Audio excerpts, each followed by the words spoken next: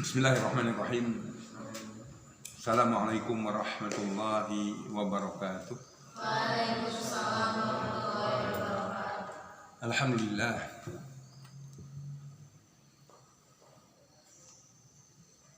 Nahmaduhu wa nasta'inuhu wa nastaghfiruh. Wa na'udzu billahi min syururi anfusina wa min sayyiati a'malina.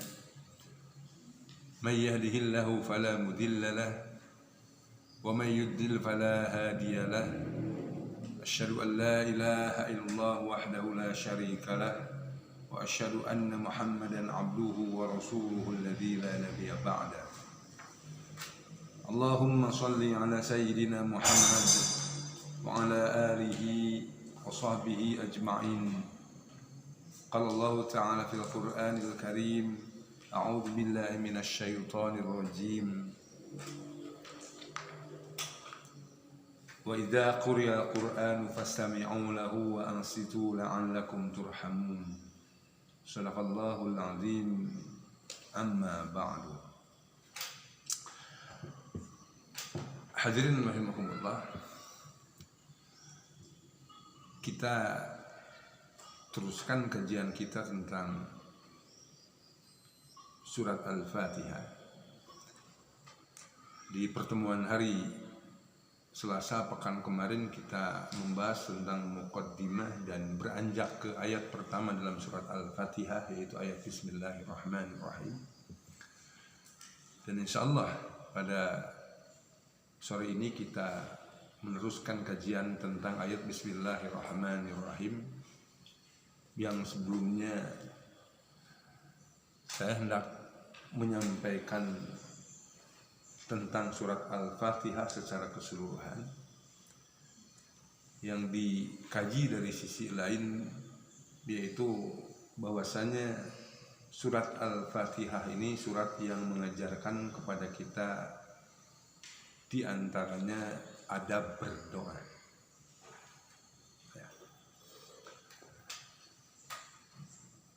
Mengajarkan tentang tata cara berdoa. Berdoa yang diajarkan oleh Allah Subhanahu wa ta'ala di dalam Islam. Jadi sebelum kita berdoa, sebelum kita meminta, maka yang harus kita lakukan itu yaitu bekerja dulu. Bekerjanya diantaranya bisa dalam bentuk memuji. Makanya surat Al-Fatihah itu dari awal surat, dari ayat pertama sampai dengan ayat yang kelima, ayat-ayatnya itu ayat-ayat yang berkaitan dengan pujian kita kepada Allah. Ayat pertama Bismillahirrahmanirrahim, kita memuji Rahman Rahimnya Allah, memuji asma dan sifatnya Allah. Alhamdulillahirabbil alamin, memuji rububiyahnya Allah. Ar-Rahmanirrahim, kembali memuji asma wa sifatnya Allah. Maliki yaumiddin, memuji tentang keagungan Allah sebagai satu-satunya raja. Iyyaka na'budu wa iyyaka nasta'in, memuji Allah Subhanahu wa ta'ala sebagai sesembahan kita. Setelah itu baru kita meminta kepada Allah. Apa permintaan kita? Ihdinas siratal mustaqim, siratal ladzina an'amta 'alaihim ghairil maghdubi 'alaihim waladdallin. Itu permintaan kita. Dan kalau kita kerucutkan, ya, saya di pekan kemarin menyampaikan bahwasanya surat Al-Fatihah itu merupakan intisari dari Al-Quran. Al-Quran itu intisari dari 4 kitab. 4 kitab itu intisari dari 114 kitab dan zuhur. Maka intisari surat Al-Fatihah itu ada pada ayat yang kelima, yaitu iyyaka na'budu wa iyyaka nasta'in. Dengan kata lain, iyyaka na'budu wa iyyaka nasta'in itu adalah intisari surat Al-Fatihah. Ya. Kalau saya terangkan tadi bahwasanya ada meminta di dalam Islam itu bekerja dulu, ya, kemudian baru meminta di siratal mustaqim, maka dalam intisari surat Al-Fatihah yaitu ayat iyyaka na'budu wa iyyaka nasta'in sama. Iyyaka na'budu, hanya kepadamu lah kami menghambakan diri itu bekerja. Setelah kita bekerja, wa iyyaka nasta'in, dan hanya kepadamu lah kami meminta pertolongan. Ya. Jadi ini harus kita terapkan dalam kehidupan kita. Ya. Kita itu kepada seseorang itu jangan meminta dulu, tapi bekerja dulu. Apa yang kita lakukan kepada orang yang kemudian akan kita mintai. Nah, itu rahmatullah. Kita teruskan ke ayat pertama dalam surat Al-Fatihah. Ayat Bismillahirrahmanirrahim yang saya sampaikan di hari Selasa pekan kemarin, bahwasanya ayat Bismillahirrahmanirrahim itu adalah doa. Doa agar kita mendapatkan rahmat Allah dalam bentuk Rahman dan Rahimnya. Saya katakan pekan kemarin, kalau kita melakukan suatu pekerjaan dan kemudian kita tidak tahu apa doa yang akan kita ucapkan terkait dengan pekerjaan apa yang akan kita lakukan, maka ucapkan Bismillahirrahmanirrahim. Atau kita lupa doanya, atau tidak ada doanya, tuntunan secara langsung doa atas apa yang akan kita lakukan, sama, bacakan Bismillahirrahmanirrahim. Nah, itu rahmatullah. Bismillahirrahmanirrahim yang merupakan doa itu, Bismillahirrahmanirrahim dimulai dengan huruf ba. Huruf di dalam bahasa Arab maknanya kata di dalam bahasa Indonesia. Ya. Jadi huruf di dalam bahasa Arab maknanya kata di dalam bahasa Indonesia. Kalian tahu kan yang disebut dengan harfu jar, huruf yang akan menjeerkan, ya, min, ila, an, ala, dan lain sebagainya. Itu kan setelah kata-kata itu, ya setelah huruf-huruf itu, kata benda yang kemudiannya itu akan menjadi jar, karena dijarkan. Nah, ini harfu jar itu, huruf jar itu sama seperti tadi, karena huruf itu maknanya kata, maka yang disebut dengan harfu jar itu adalah kata yang akan menjeerkan kata benda yang ada di depannya. Nah, itu nama. Bismillahirrahmanirrahim dimulai dengan huruf atau dimulai dengan kata ba. Ya. Kata ba itu memiliki 13 makna.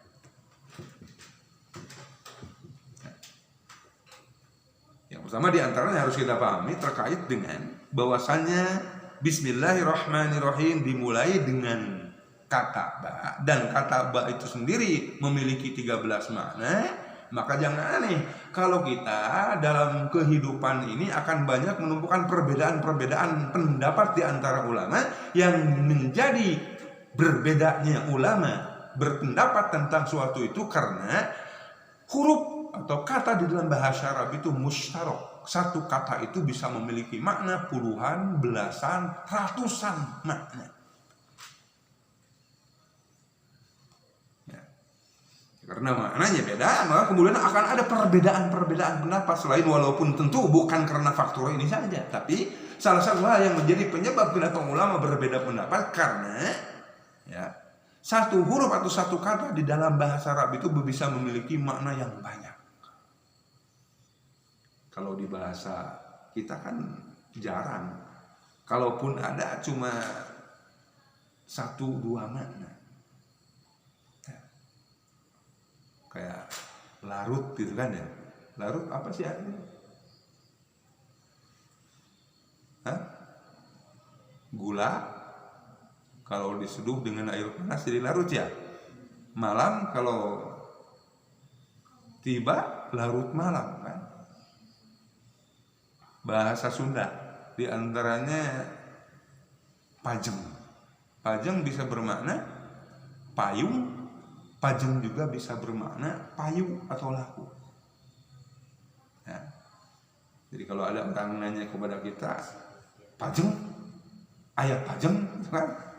Kita mungkin akan mengartikan yang dimaksud dengan pajeng itu bisa pertama mengartikan adalah payung, atau kita mengartikan pajeng itu payung ya, terkait dengan dagangan kita. Nanti huruf ba di dalam Bismillahirrahmanirrahim memiliki 13 makna, dan semua maknanya itu mengerucut pada satu kata, yaitu penyertaan.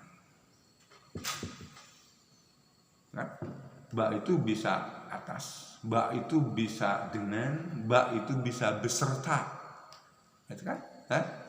Makanya orang kemudian mengartikan Bismillahirrahmanirrahim itu dengan nama Allah, atas nama Allah, beserta nama Allah, bersama nama Allah, berkenaan dan lain sebagainya. Hanya dari 13 makna yang ada pada huruf ba itu mengerucut maknanya itu pada kata yang menunjukkan penyertaan. Penyertaan siapa? Penyertaan Allah.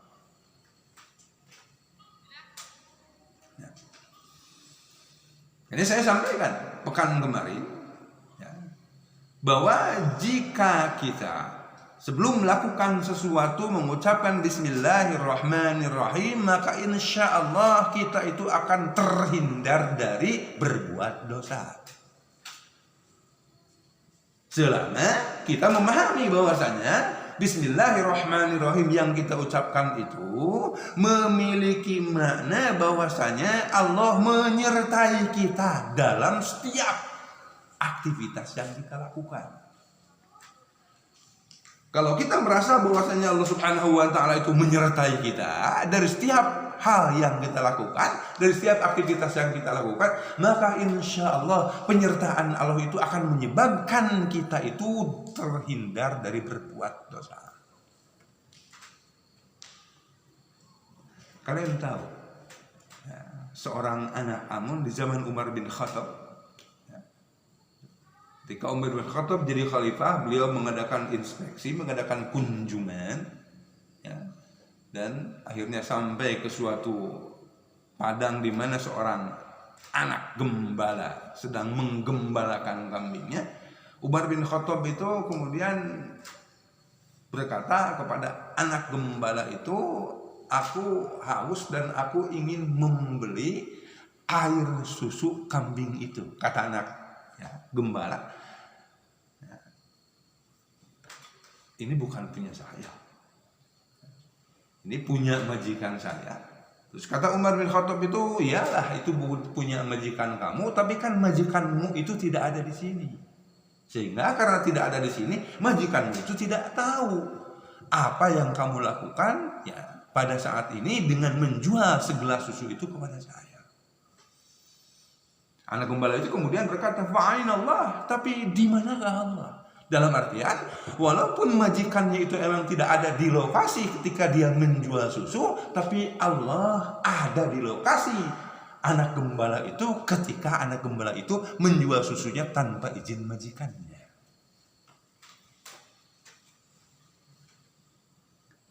Kemudian anak-anak sekalian, kata yang kedua yang ada pada ayat Bismillahirrahmanirrahim itu adalah ismun. Ismun itu apa? Isim atau nama. Nama. Nah, kata yang beririsan dengan ismun, dengan nama itu yaitu as-sama'u. As-sama itu apa? Langit. Artinya apa? Artinya nama seseorang itu seharusnya melangitkan dirinya. Dalam arti yang lain, nama seseorang itu pasti akan menjadi penyebab seseorang itu akan seperti apa. Ketika seseorang itu berupaya untuk mengadaptasi, untuk beradaptasi, untuk menyesuaikan dirinya sesuai dengan namanya. Kalau bapak kalian memberi nama kepada kalian itu Asep, berarti bapak kalian itu menginginkan agar kalian itu Kasep. Kasep itu akidah kalian tidak terkotori oleh syirik. Ya. Kalau bapak kalian menamai kalian itu Agus, artinya bapak kalian itu menginginkan agar kalian itu menjadi orang yang bagus. Nah, karena bapak kita itu menginginkan kita agar menjadi orang yang bagus, kita mengupayakan diri kita itu untuk sesuai dengan nama yang bapak kita berikan kepada kita. Nah, Allah Subhanahu wa Ta'ala setelah berfirman dalam ayat Bismillahirrahmanirrahim dengan dua kata, pertama kata ba dan kedua kata ismun, berikutnya Allah Subhanahu wa Ta'ala berfirman dengan kata yang ketiga, yaitu Allah. Dan Allah itu, anak-anakku sekalian, kalau Asmaul Husna itu jumlahnya berapa banyak?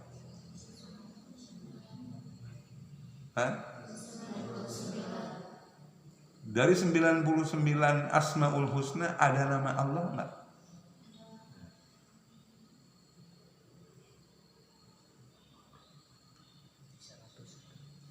Betul. Ya.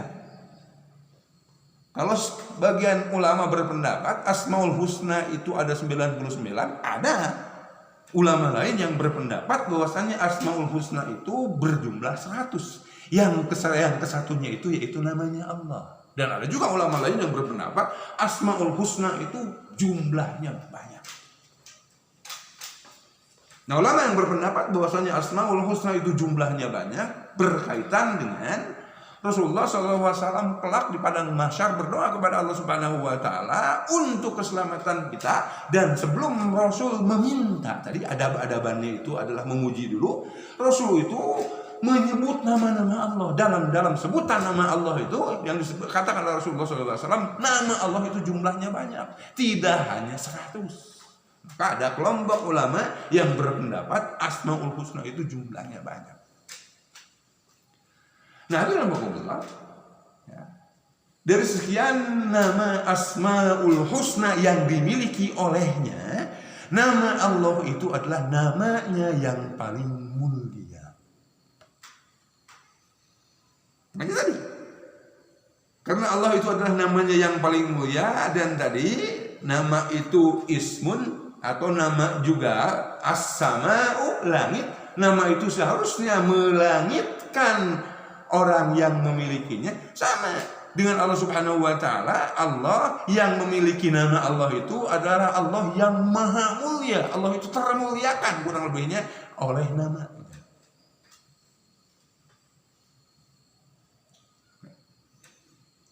Dan Allah itu kenapa disebut sebagai namanya yang termulia? Karena di beberapa surat Al-Quran, di beberapa ayat, Allah itu menyebut nama Allah sebelum nama-nama yang lainnya. Termasuk dalam ayat Bismillahirrahmanirrahim, sebelum Allah Subhanahu wa Ta'ala menyebut namanya yaitu Ar-Rahman dan Ar-Rahim, Allah menyebut namanya Allah. Dalam Al-Ikhlas, Allahus Somad. Allah itu termulia, makanya Allah Subhanahu wa Ta'ala menyebut nama Allah lebih dahulu daripada As-Samad. Dalam ayat Kursi, Allahu la ilaha illa huwal hayyul qayyum la ta'khudhuhu sinatun wa lam terusnya. Dalam ayat Kursi itu ada nama-nama Allah, tapi Allah Subhanahu wa Ta'ala mengatakan tentang namanya yaitu Allah Subhanahu wa Ta'ala di awal. Karena apa? Karena Allah itu adalah namanya yang termulia. Dalam surah 59, Allahu la ilaha illa war-Rahman.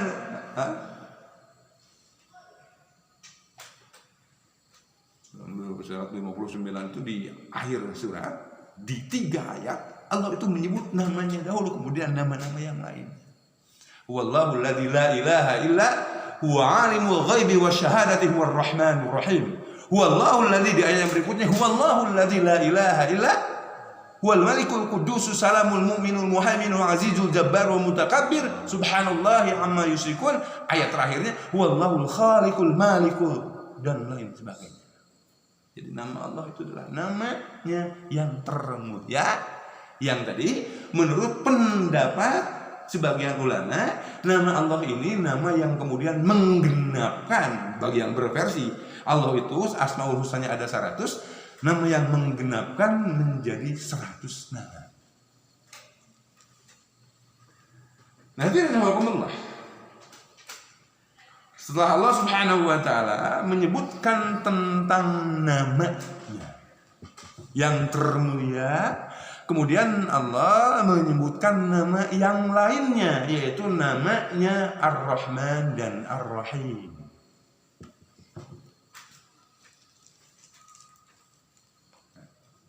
Dan tadi saya katakan bahwasanya nama itu harus melangitkan orangnya, nama itu harus menjadi identitas, ya, harus menjadi identitas bagi orang yang memiliki nama itu.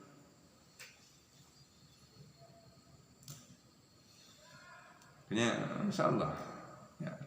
Tapi kan jarang, ya.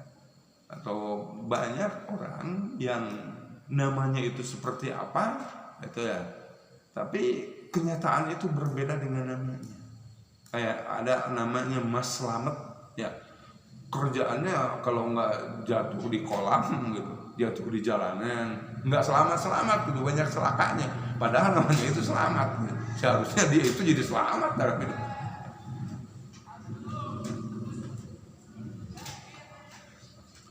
Nah, setelah Allah Subhanahu wa taala menyebutkan tentang namanya yang termulia, kemudian Allah menyebutkan nama yang lainnya, yaitu Ar-Rahman Ar-Rahim. Dan Ar-Rahman Ar-Rahim itu adalah nama yang berkaitan dengan rahmat. Bisa dikatakan rahmat Allah yang sering kita dengar. Kata rahmat itu sering kita dengar. Rahmat Allah itu terbagi menjadi dua. Yang pertama, rahmat Allah dalam nama Rahman, dalam bentuk Rahman. Dan yang kedua, rahmat Allah dalam bentuk Rahimnya, sehingga Allah Subhanahu wa taala bernama Ar-Rahim. Ada yang tahu apa bedanya antara Rahman dan Rahim?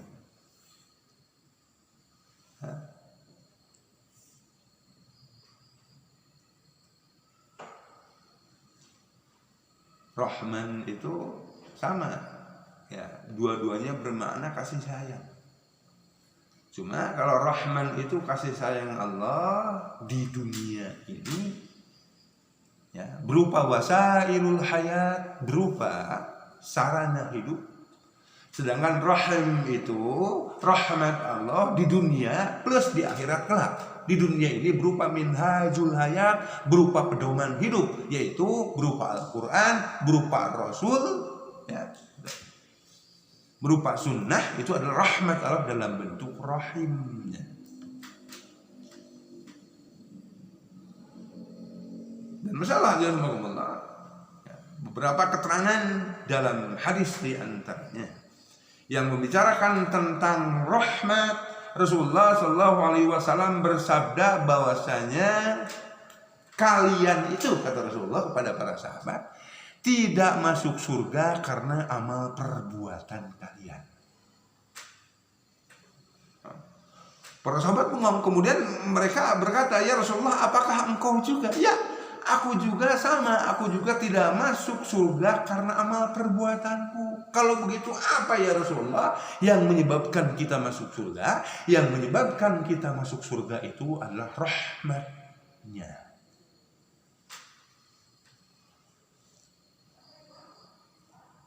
Jadi kalian jangan menyangka dengan sholat kalian, dengan tilawah kalian, dengan silaturahim kalian, dengan infak sedekah kalian, ya, maka kalian itu akan masuk surga. Walaupun betul melalui amalan itu, ya, kita masuk surga di antaranya. Tapi yang harus dipahami adalah amalan itu merupakan bagian dari rahmat Allah. Karena kalau kita menyangka dengan sholat kita, dengan tadarus kita, dengan infak sedekah kita, amalan-amalan itu dan amalan-amalan lainnya itu akan menyebabkan kita masuk surga. Ya. Ada satu keterangan, ya, yaitu Rasulullah SAW bersabda bahwa kelak di akhirat itu, ya, di akhirat kelak itu ada seorang ahli ibadah yang jauh melampaui kita, ya, dalam ibadahnya. Kemudian di akhirat itu orang ini ditimbang antara kebaikan dan keburukannya. Kebaikannya itu jauh lebih banyak daripada keburukannya, ya, dan kemudian orang ini masuk surga. Malaikat kemudian bertanya kepada orang itu, kamu tahu nggak apa yang menjadi penyebab kamu masuk surga? Orang itu menjawab, yang menjadi penyebab aku masuk surga itu adalah amal solehku. Kata malaikat, bukan. Coba, kata malaikat, kita timbang antara amal solehmu dengan nikmat Allah yang Allah Subhanahu wa Ta'ala berikan kepadamu. Jadi kalau ditimbang, dan agar bisa mendekati pada pemahaman yang benar, taruhlah ditimbang. Amal solehnya itu ditimbang, ternyata berat timbangannya itu taruhlah misalnya 5 ton. Nah, nikmat Allah yang hanya satu mata pun, yang hanya satu mata itu sama beratnya juga 5 ton. Ya. Jadi kalau tuh ditimbang 2 matanya, maka beratnya 10 ton. Ditimbang telinganya, ditimbang hidungnya, ditimbang kepalanya, ditimbang semua badannya itu, maka berat rahmat Allah itu jauh lebih berat daripada amal perbuatan orang soleh tersebut tadi.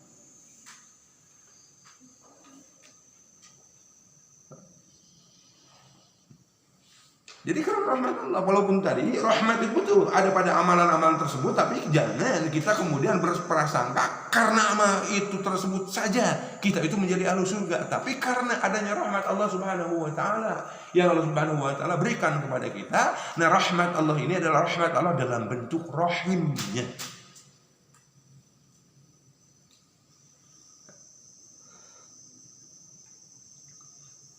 Kalau dibandingkan rahmat Allah dibandingkan antara Rahman dan Rahim, kata Rasulullah, ya, rahmat Allah dalam bentuk Rahmannya itu yaitu analoginya kurang lebih sama dengan kita, ya, memasukkan telunjuk kita ke laut, ya, kemudian diangkat lagi. Nah, air yang menetes dari telunjuk kita itu adalah rahmat Allah, atau itu adalah kesenangan dunia. Adapun kesenangan akhirat itu yaitu air laut seluruhnya.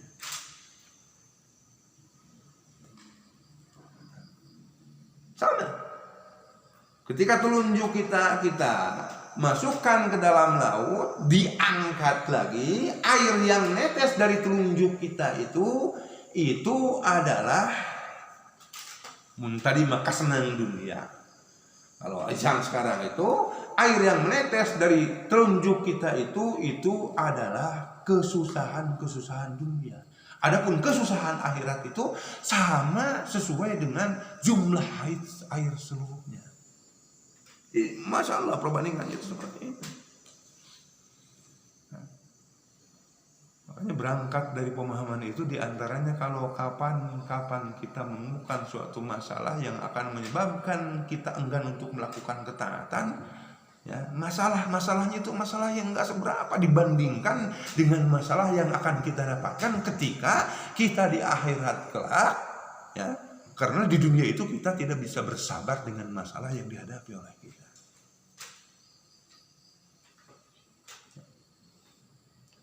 Nah, itulah maqamun. Kalau rahmat Allah dalam bentuk rahmannya tadi disebut dengan wasailul hayat, sarana hidup, makanan, minuman, pakaian, udara, ya, rasa cinta, gitu. Kalian tahu penguin, ya, binatang yang hidup di Alaska sana, ya. Penguin itu karena mendapatkan rahmat Allah, ya, Yang namanya pinguin itu ketika mereka bertelur dan mengerami telurnya, mereka itu ketika mengerami telurnya itu berkelompok. Ya.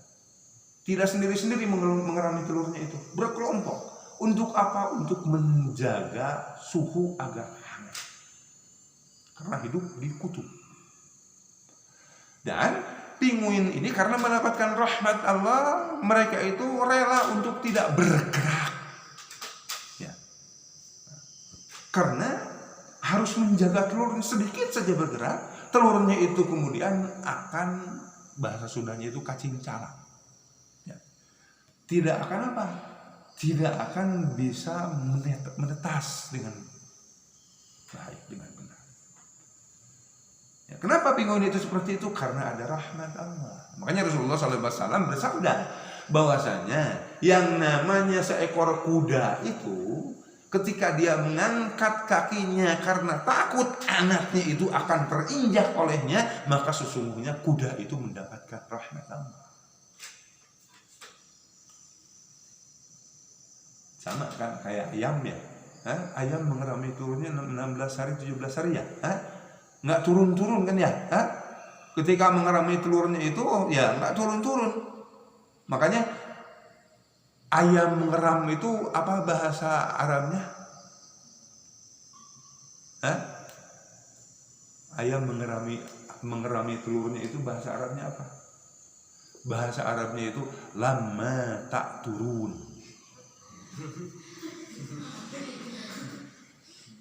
Iya kan? Karena lama 16 hari loh. Lama itu ya lama, tak itu tidak, turunnya turun, lama tak turun.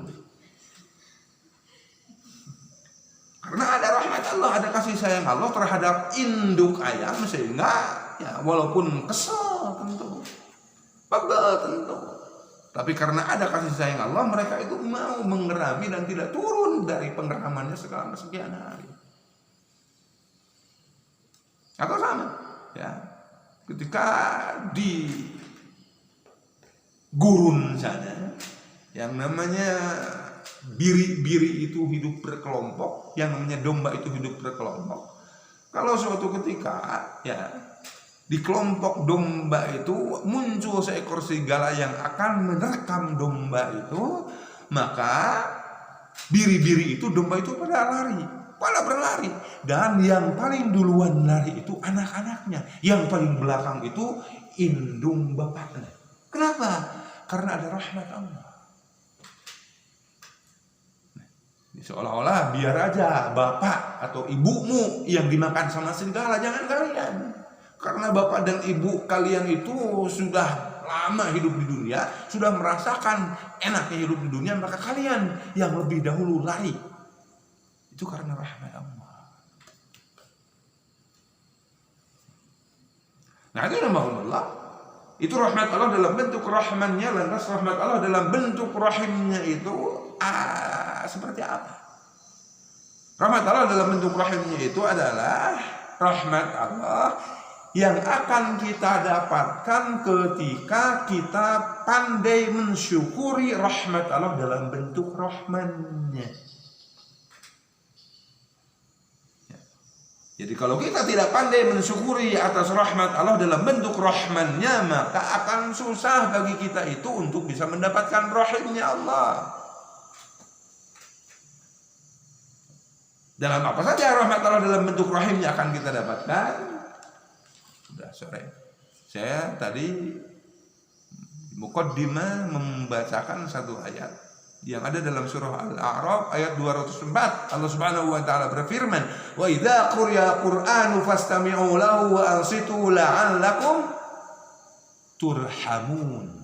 Apabila dibacakan Al-Qur'an, fastami'u lahu, dengarkan, wa ansitu, dan perhatikan, la'allakum turhamun, agar kalian mendapat rahmat. Artinya rahmat Allah dalam bentuk rahimnya ini akan kita dapatkan jika ada orang yang membaca Al-Quran, kita dengarkan dan kita perhatikan. Logikanya, kalau ada orang yang membaca Al-Quran, kita dengarkan dan kita perhatikan, akan menyebabkan turunnya rahmat Allah, apalagi jika kita yang membacanya.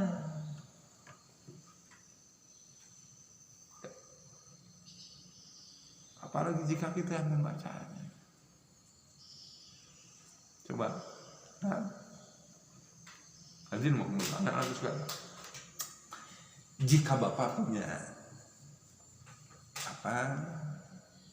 petani yang dikerjakan di sawah, yang bayarannya itu kan sehari 50.000, ya. Kalau bapak ngasih buat hari besok ke petani itu untuk membajak sawah, ya, bapak kasih duit 1 juta, nih buat besok, ya. Kemudian petani itu membajak sawah. Ketika petani itu membajak sawah bapak, kalau bapak tidak ngasih lagi duit, nggak apa-apa ya? Nggak apa-apa, biasanya juga dibayar cuma 50.000. Ini dibayar 1 juta loh, ya. Makanya ketika bapak tidak ngasih lagi juga tidak apa-apa. Tapi Masya Allah Subhanahu wa ta'ala memberikan kebaikan yang sedemikian banyaknya kepada kita. Dan kemudian kalau kita mau berbuat baik, termasuk baca Al-Quran, Allah itu akan memberikan rahmat. Padahal tidak memberikan rahmatnya lagi pun gak apa-apa, karena sudah memberikan kebaikan. Dan rahmatnya itu Masya Allah, dari Al-Quran yang kita baca, 1 hurufnya itu mengandung 10 kebaikan, 10 pahala. Cinamun itu mah kaditu kadir trek maca alif lam mim lumayan mun sa huruf 10 pahala alif lam mim geus 3 huruf geus 30 pahala. Allah guys, terlalu sore. Kita cukupkan sampai di sini. Insyaallah masih ada 1 pertemuan lagi atau 2 pertemuan lagi, kemudian kita tes. Ya. Rabbana atina fid dunya hasanah wa fil akhirati hasanah wa qina adzabannar. Subhanakallahumma wa bihamdika asyhadu an la ilaha illa anta astaghfiruka. Assalamualaikum warahmatullahi wabarakatuh. Waalaikumsalam warahmatullahi wabarakatuh.